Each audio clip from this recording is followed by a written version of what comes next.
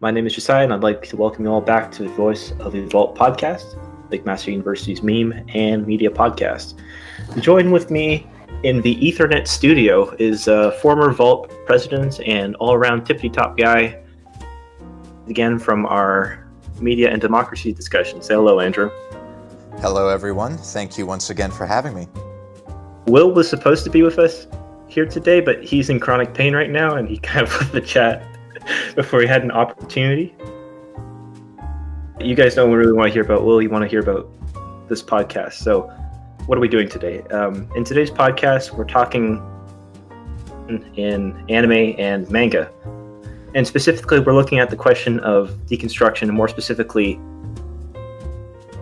is and what is genre, like how deconstruction pertains to genre. Both of these questions are interesting to look at in their own right, and I'm excited to talk about it. So the first thing we should be looking at is the overhanging question that, will basically frame the rest of this discussion. And it's, what is deconstruction? I'll let you have the first word on that, Andrew. Okay, thank you. So So of course, when we talk about deconstruction, colloquially in the anime scene, what we're talking about is something very different from the academic usage of the word. But both are centered around this idea of trying to break down and understand the meaning at the heart of a subject or text or object. And that's still present in the anime scene usage of it. As far as I'm concerned, a deconstruction is a work that questions some of the assumptions present in a genre in order to discuss the underlying meaning at the center of that genre. Okay. That's an interesting way of looking at the whole question. So when we look at the individual or the central meaning, the columns or pillars which hold up a genre, exactly are we trying to say about that genre? I think that's the question that deconstruction asks, right? So I guess that leads to another question, which is specifically, what's the point of deconstruction, right? So we have deconstruction, we do it, but why do we do it, right? I mean, it's a good question. The motivation for deconstructing, I can see a few, but at the heart of it, I think, is this idea that it's unexplored space, in that all genres are built on a series of assumptions, obligatory scenes, and conventions.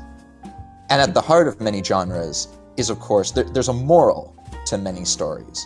Now, there's a good way of breaking this up. Some genres, in terms of the content of a story, some are purely what are called external genres in works like the story grid. The idea there is that they are purely built on things involved in your traditional understanding of categories of media. So, for example, James Bond is an action story. James Bond is not touching upon some deep moral principle. There's normally not some overhanging, deep conceptual question. It is about a guy. He is a spy. He works for the Queen, and he's a badass. And we enjoy watching James Bond do the badass things. A slight caveat with that.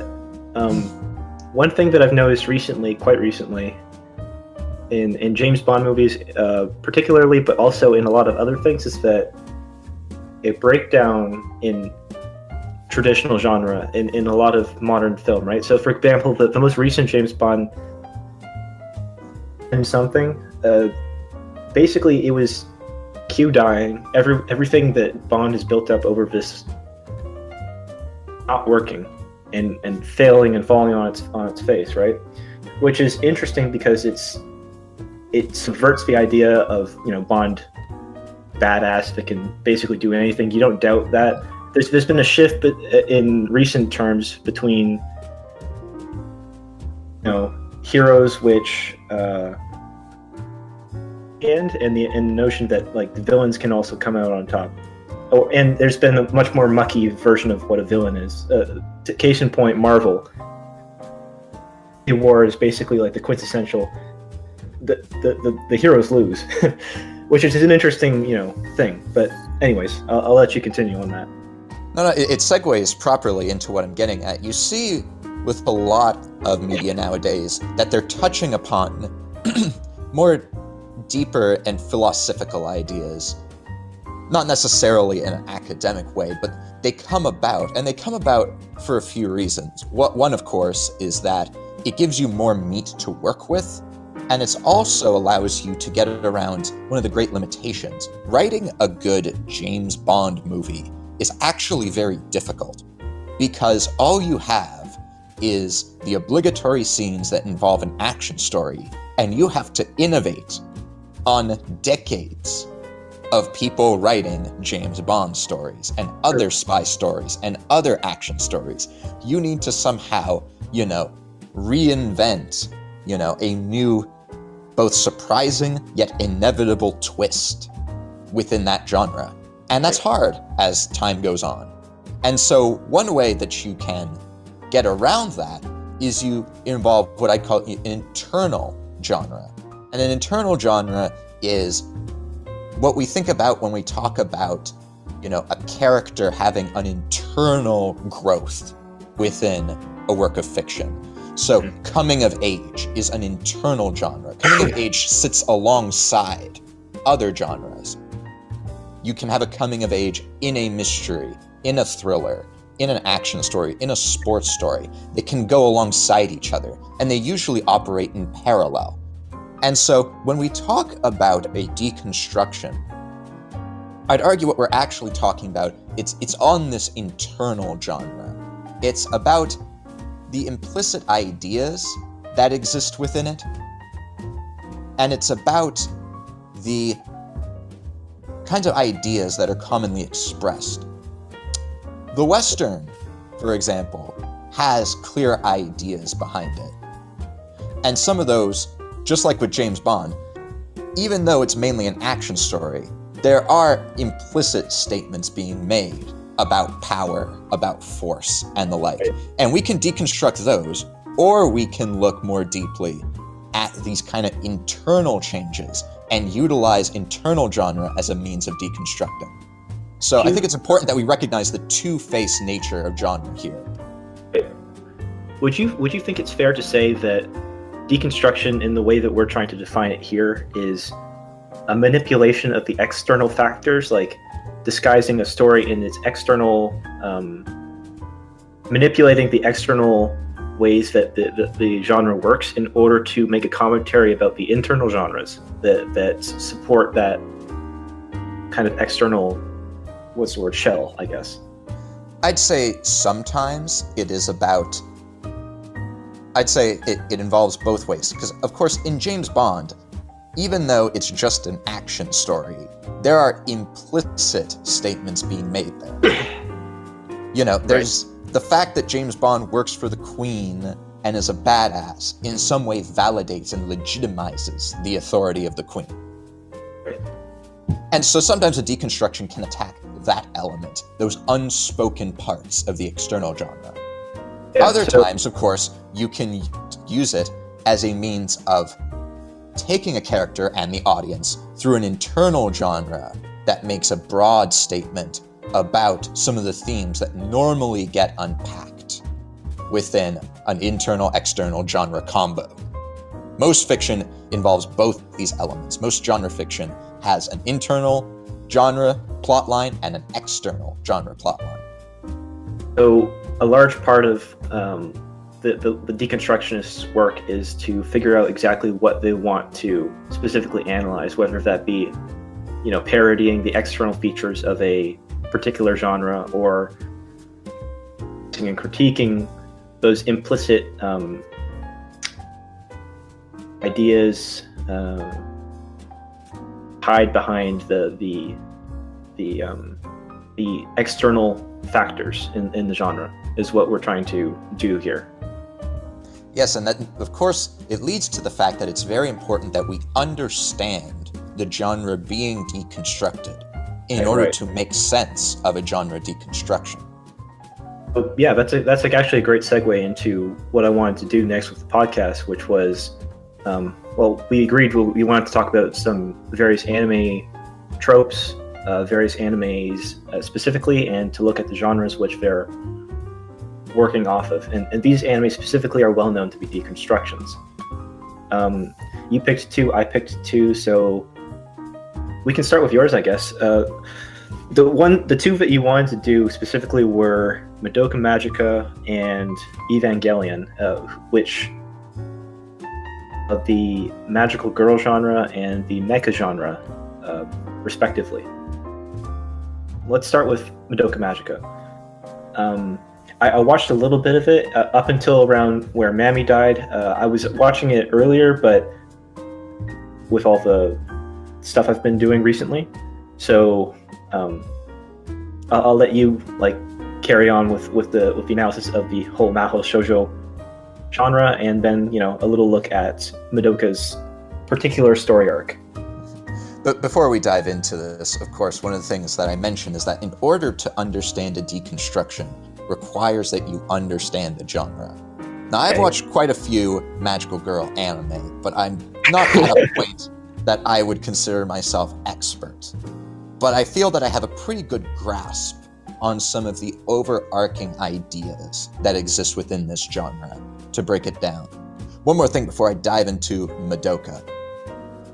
In terms of colloquial usage, there are some works to which deconstruction is a property, which is what I would say of Evangelion, and there are some works where deconstruction is almost like the first word you use to describe it. And I think Madoka, above any other anime I know, is primarily talked about in terms of deconstruction. Madoka is the primary anime where you want to pretend to be intellectual, but you're just watching magical girls shoot things on the screen. It is very true. So let's break it down. So, Mahou Shoujo, the magical girl genre. Essentially, at the heart of the magical girl genre, and you'll of course talk about shonen briefly when we get into this, but magical girl is very much a female version of the shonen. So, to essentially talk about what Mahou Shoujo is, it's about rectifying heroism and femininity. Right. All magical girl shows deal with a protagonist or series of protagonists that take on a role of hero, and their femininity is altered, worked with, and rectified in order to be congruent with the form of a hero. Right. Now, where does Madoka fit into all this? Well, Madoka, of course, is the go-to example of a deconstruction. How successful it is as a deconstruction, I'm going to say that it most certainly tries. It most certainly gives it a good attempt, but I think there's a few areas where I think it really falls in terms of its potential. Right. So with Madoka, the fundamental assumption that is being played with is the initial, of course, obligatory scene of the hero accepting the call at the beginning of the story. There is an inciting incident. Something happens, as with all stories, and our protagonists are thrown out of equilibrium. And this leads them to go through a story in order to try and make things back to normal. Right. Or at least find some type of resolution. And they're grappling with this change is what exists at the heart of this. Now, what makes Madoka so clearly a deconstruction is that this assumption is broken. Kaname Madoka does not decide to take the contract and become the magical girl. And this is, I think, why people so quickly gravitate to it. Because much of the story is surrounding, I will not say from her perspective, but it surrounds Madoka, and it follows the choices of her friends who do accept the call, and essentially sees the ways that they grapple with the problems of heroism as the show presents them. Now, to get to my issue with Madoka, well, the issue is that it kind of, there's not too much more to say other than that. The Madoka universe is a very cynical universe, and I think that people have, in certain ways, missed the mark of what that is. Not all magical girl anime is saccharine, cutesy fluff. There are some that do, try to deal with serious themes and are not, meant for very young children. Right. So Madoka is like, the fact that somebody dies, it's like people die in Sailor Moon. This isn't like absolute game changer. Madoka exists in a context, and in its context, I see the reason that people treat it as a very big, huge point. But for the most part, the key idea with Madoka is this idea that the world isn't actually a place where heroes can make a difference. Right. Everything about Madoka is setting up this world in such a way that all of these pieces create this incredibly terrible feedback loop where to take out or to make any action in the world is to pull out an essential piece of the Jenga puzzle where everything comes crashing down. I think there's another interesting thing that Madoka does, which adds on to this idea of deconstruction, and it's that the traditional or the notion of a hero, right? In our, minds, is in the audience's mind, placed on this kind of pedestal, right? I mean, maybe not in contemporary times as much, because we've shifted into this postmodern feeling with heroes and villains, and there's much larger gray zone. But hero is this paragon of justice, etc., right? And a hero's journey, especially in something like a magical girl show, is about finding your own personal right, in order to become this exemplary figure. But Madoka, in a lot of ways, shows that the hero is a myth, right? The supposed heroes, which would be other magical girls, etc., not good figures. They're not exemplary figures. The people who are supposed to be the bad guys, the witches, are more of a force of nature than actual bad people, bad force. Whereas the other magical girls, people who come into conflict with Madoka and her friends, terrible, even though they're the supposed heroes, right? Mm-hmm. You hit the nail, I think, pretty hard on the head as to why people like deconstructions, and especially like Madoka in the context of deconstruction. In this sense, all deconstruction protagonists do something wrong or different in terms of what the viewer expects. And that's part of the appeal, is this kind of cynicism of it's the story, but it's the story where heroism and the hero don't manifest normally. And there seems to be this demand for, hero-centric stories without heroes, or with bad heroes. You see, of course, this in the love of the anti-hero as well. But I'd say that with Madoka, one of the issues that comes back with Madoka is this idea that it creates this world, all of the pieces fall together, the human beings have human frailty, they can't solve their problems. The combination of these two, these morally, evil forces of nature and the moral fragility of these young girls creates this catch-22 where it seems like there's just no good way out.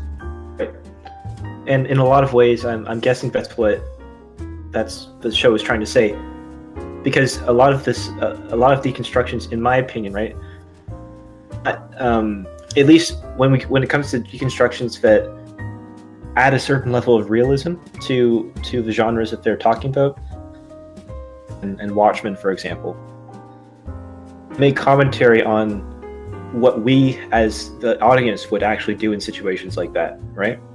And the truth is that a lot of us would not want to put ourselves in danger, right? Like Madoka. We wouldn't want to accept quests that are, difficult. We don't want to make that wish. And oftentimes we can be morally corrupted as well. Kind of deconstruction attacks a very particular premise of the magical girl and or any type of hero genre, which is exemplar figure which rises above human condition. And I think that's definitely what the appeal is. But of course, the problem with Madoka is that Madoka is not trying to tell a tragedy. They, of course, have a relatively happy ending. And it's, in regards to this, I think that it fails in certain areas. So, for example, Madoka's solution to the problem that she is faced with is one of finding a loophole in the system rather than addressing the fundamental question. Right. And you see that, my issue is that to properly deconstruct this, it's not sufficient to just find a way out. You need to attack the actual cynicism of the premise. You need to push back against, this evil world of moral failures where there's no potential for doing good, where there will always exist some yang to outweigh the yin, so to speak. And one of the reasons that it doesn't properly, I'd say, address the more foundational issues, that it does a very good job of bubbling to the surface, is that Madoka does not show internal dialogue, that is, the thoughts of its protagonist. Kaname Madoka is assumed to be grappling and thinking about these dilemmas, but we never hear what her thoughts are. Right. We never get her perspective, her ideas, her dealing with these issues, her pushing back and accepting, or just trying to make sense of things. All of that is gone. I use the analogy of Hamlet without any of the thoughts of Hamlet. Right. Hamlet would not be good without Hamlet thinking, because all of Hamlet is about a character who does not take actions. And Madoka is the same way. It's a protagonist who does not take actions. And we could accept that if, I argue, we got internal insight into what she was thinking. But because we don't have that, and because the show, for the most part, focuses on either superfluous or, internal dialogues between other characters, I feel like we're missing something in terms of Madoka. I mean, Madoka is, of course, it has issues in terms of being a Shaft product. It has a lot of dialogue sequences. Its action sequences are well done, but minimal. In a recent rewatching I had, I was kind of taken aback at the amount of filler that exists there. And what's astounding is that, that filler could just be Madoka thinking. That requires no animation. Madoka could just think about things. She could grapple with things. She doesn't need to take physical actions in the world in the same way Hamlet spends most of his time mulling about and just talking to random people. Well, your argument here is that in order for Madoka to have been more effective, it would have been beneficial for us to have a kind of a look into the mind of a protagonist. What point the writer is trying to make with, what they're trying to say, rather than just kind of a deconstruction of the external factors. I mean, exactly. If Madoka had internal thought processes, she'd be dealing with the fundamental themes that are being deconstructed in the external genre. And if we had that happening, then I feel like I still don't think it would necessarily redeem the ending, because the ending doesn't address the problem at the heart of Madoka. Because the problem at the heart of Madoka is it's bigger than the yin-yang, it's bigger than the witches, it's bigger than all of that stuff. It's this idea that there isn't really a point trying to change the world, that whatever you do won't matter. And Madoka finds a loophole in the rules, but how are we, the viewer, supposed to find a loophole in our system? Point. So it's not a full deconstruction. It doesn't hammer in on its premise. It kind of has some lazy writing at the end and kind of just... Like, all of the material at the heart of the magical girl genre bubbles to the surface, and then they just whisk it off. Right. Oh. Is that if they had pushed forward on that notion that, you know, that it's pointless, but that there's both good and evil, they will always exist, and your actions can't change that. Mm-hmm. We would have had a much more philosophically effective, you know, ending. I mean, exactly, and it could have been combined with whatever they were going for in terms of a loophole. The problem is that I think that the loophole doesn't demonstrate any of the possible solutions that feels like should be a takeaway. Because the takeaway, kind of, that they are going for, that I think they missed the mark on, is that, you know, if you just simply hope in the face of despair, hope prevails. But it's not necessarily executed correctly, because Madoka seems quite hopeless. It feels like literally she just gamed the system. And that's not like a satisfactory solution. All right, so we talked about magical girl genre. Let's switch gears a little bit. The other thing that we wanted to talk about, at least on your part, because I know you have a lot of expertise on this one specifically, is Evangelion and mecha anime. Now, as a bit of a I have no experience with mecha anime, and I ought to be lynched because I have never watched Evangelion. I plan on watching it. Don't kill me, but I haven't gotten around to it yet. It's just I don't know.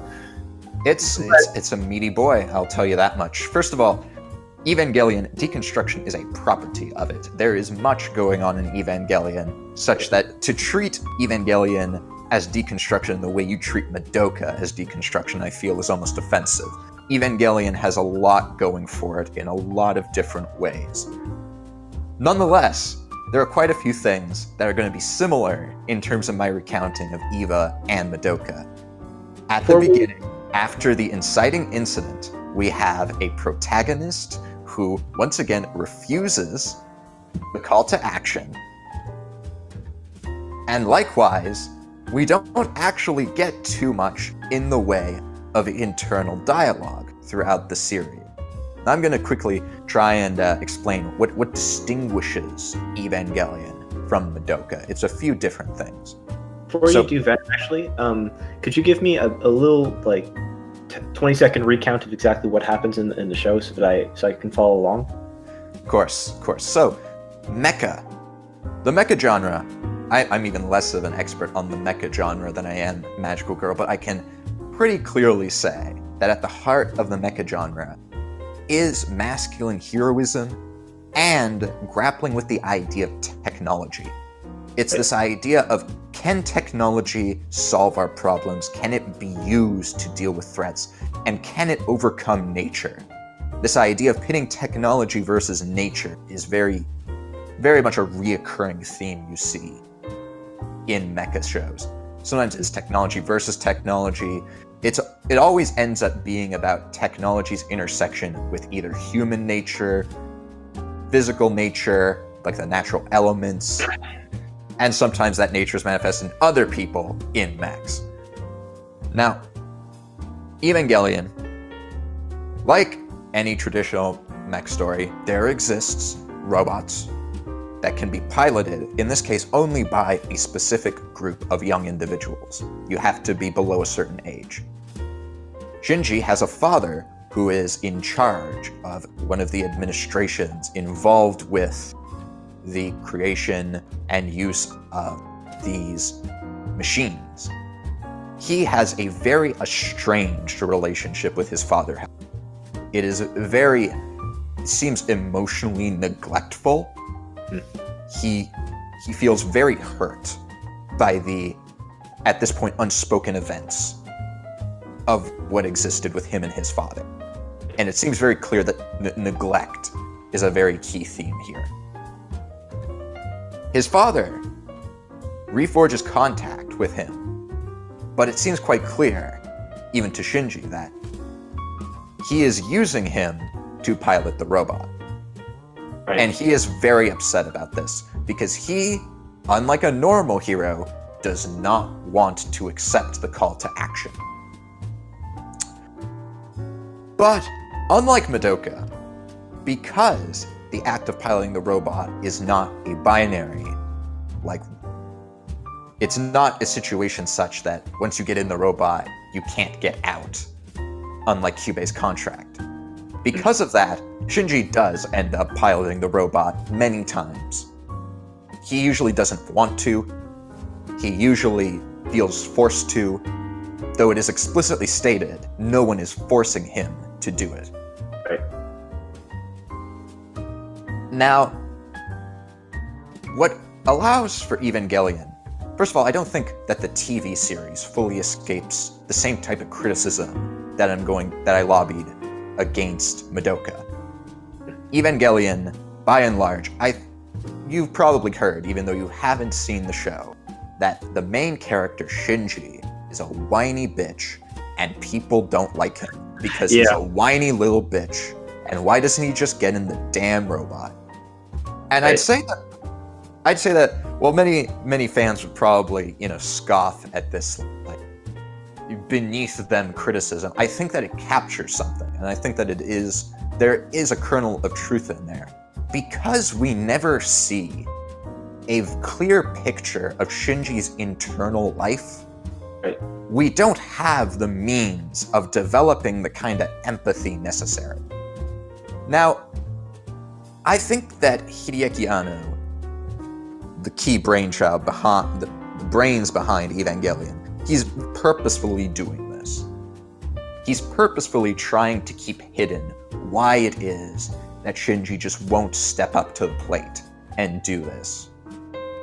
And on some sense, I see why he is trying to do this in terms of its the ability for us to project and try to make sense of what Shinji is doing. At the same time, there is a good amount of content occurring with the side characters that is pretty meaningful, and the action sequences are very well done. And I think that all of this really does make Evangelion very successful as a work, very much able to carry through the fact that you spend much of your time in the dark to what Shinji is feeling. Yeah. And I think that the other reason that Evangelion succeeds, and this cannot be discounted, is that another thing you might know, even though you have not seen the show, is that its budget gets a little threadbare near the end. Right. Well, I have heard of that before, yeah. But I'm not sure about the implications on exactly how it affects the show. So, essentially, it resulted in this situation where the television series ends, and people aren't satisfied with the ending from a visual perspective, as well as the way that the story tied up. If the story ended there, I think Evangelion would be a relatively mediocre work. But what happened is that Hideaki Anno got back together with Studio Gainax, and he produced a movie called The End of Evangelion, which was essentially him trying to put a proper end to the series. And in that movie, we truly have the payoff that we've been asking for, and then some. The movie is really where we finally get a true lens into Shinji's mind. And of course, there exists very good external genre reasons in terms of the plot as to how we get to see that.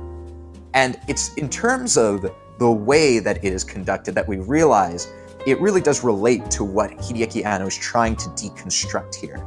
This idea of technology being able to solve our problems is being attacked from the idea that at the heart of this, human beings are too weak, once again, to properly use this. In terms of our sequence There's a very famous sequence near the end of the movie where we finally get into Shinji's head, and it's driving him insane. And we see him finally lash out at these apparitions, and then finally, he's asking for, the love and the want and the warmth and belonging that he's always desired. And then this force that's acting upon him essentially rejects him in his most vulnerable sense. And we see him literally grab on and start choking out the apparition as the famous song Come Sister Todd plays. And it's really the capturing of this idea that Hideaki Anno is getting at here. That because people can't deal with their problems, because the problems that afflicted Shinji's father are passed on to Shinji, the son, and that these problems of the mother pass on to the daughter, and all of this emotional hurt, hate, and the inability of people to properly reveal their emotions, to deal with these problems because of the intergenerational harms that are perpetuated, we can't make a difference. Technology can't help us, because the same problems that affected our forebears will be passed on to us. And this idea comes relatively clearly and is hammered home exceptionally well in terms of the movie, alongside a multitude of other themes. I'm not trying to get into a whole analysis of the entire movie. There are literal essays that could do far better than what could be captured in this podcast. But for the purpose of deconstruction, the key idea that is being undermined in Mecha here is not just this idea of heroism, but this idea that humans are just broken and their brokenness is carried on, and that they are incapable, in terms of the hedgehog's dilemma, incapable of properly connecting and attaching with other people in such a way to overcome their problems. They use the references to the machine as a way of elucidating these ideas. Suggesting. I'm not going to say anything too much, but I'm just going to say they're not actually machines. And that plays into the whole idea that they're going for. I see. What that means, I won't elaborate for your sake. I recommend that you watch it. But yeah. for those listening, you understand what I'm implying at. The analogy that they work with there, very exceptional. My mind is racing right now. Holy shit. I'm just thinking like, what various things could they have done to make this happen? It reminds me of a couple of other animes that I'll get into that right now. Place to stop off on Evangelion, because I think we've touched on a lot of the main topics, and at least partially the kind of deconstructive root or property which lies within the whole nexus that is Evangelion. And we've also talked about Madoka, obviously. So I think we should break, and then we can get back onto the second part of the podcast. Sounds good. We had some fun, but we don't have enough time to put everything all together into one episode. So next week we'll be looking at the next episode, where I bring out my specific and the various anime that I chose. So I'll see you guys next week. Bye now.